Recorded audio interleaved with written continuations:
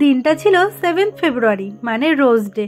তার দুদিন আগে আমরা চলে গেছিলাম সোজা ধানতলায়, যে জায়গাটা এখন ফুলের জন্য বিখ্যাত, নাম শুনেই থাকবে, চাপড়া, যেখানে হাজারো হাজারো রকমের ফুলের সম্ভার।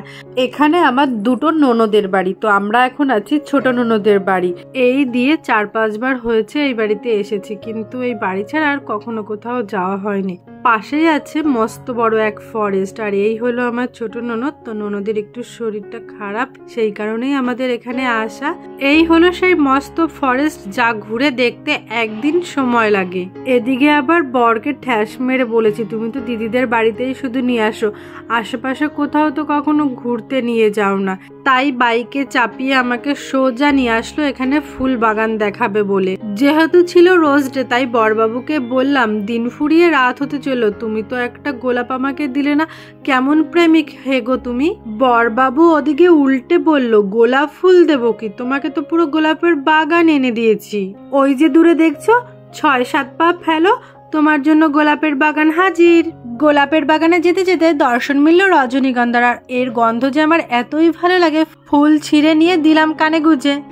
আজকে রোজ ডে, আমার বর আমাকে একটা রোজ দিল না, কিন্তু বাগানে অবশ্যই নিয়ে এসেছে, কিন্তু গোলাপ ফুল তোলা যাবে না, দেখতেই পাচ্ছ। নাও, হ্যাপি হ্যাপি রোজ ডে। কিন্তু ছিঁড়তে পারবো না। Thank you. এখন যদি ফুলের দেশে এসে আমার বর ফুল না দেয়। গোলাপের বাগান তো পেয়েছি, কিন্তু এখানে একটা গোলাপ ফুল নেই, যা আছে সব করি। যা ফুল ছিল তা তুলে নিয়ে গিয়ে মার্কেটে বিক্রি করা হয়ে গেছে। এত বড় ফুলের বাগান দেখার পর যদি একটা ফুল না তুলতে পারি, তাহলে মনটা কেমন খচখচ করে না। ফুল না পেয়ে যেই তুলতে গেছি করি, বরবাবু ধমক দিয়ে বাইকে চাপিয়ে সোজা নিয়ে এসেছে ফুলের দোকানে। এইবার বলছে, তোমার যা পছন্দ তুমি তাই ফুল নাও। আমি বললাম, আমি কেন ফুল চুজ করে নিতে যাব, তুমি যদি একান্তভাবে ফুল দিতে যাও তবেই আমি নেব। 16 বছরের সম্পর্ক, আজ পর্যন্ত তেমনভাবে ফুল নিয়ে আমরা আদান প্রদান করিনি। আর এই রোজ ডে, ভ্যালেন্টাইন ডে, এইসব তো আমরা কখনো সেলিব্রেটই করিনি। জাস্ট একটু উইশ করতাম, তাতেই হয়ে যেত। আর এখন যেহেতু থাকে বাইরে বাইরে, ফোনে একটু উইশ করে দিতাম, তাতেই কাজ চলে যেত। কিন্তু এইবারটা যে এমন ঘটবে আমরা সত্যিই ভাবিনি। ওদিকে আমি একটু টোন মেরে বলেছিলাম, গোলাপ ফুল দেবে না, গোলাপ ফুল দেবে না, রোজ ডে বলে কথা। তাই আর কি হাতে ঘা লেগে গেছে, আর এই যে ফুল কিনে আমাকে দিচ্ছে, তাও আমাকে একটু প্রপোজ পর্যন্ত করেনি। এদিকে আমি বলেছি, ফুল তো দিলে, তা কিছু বললে না তো।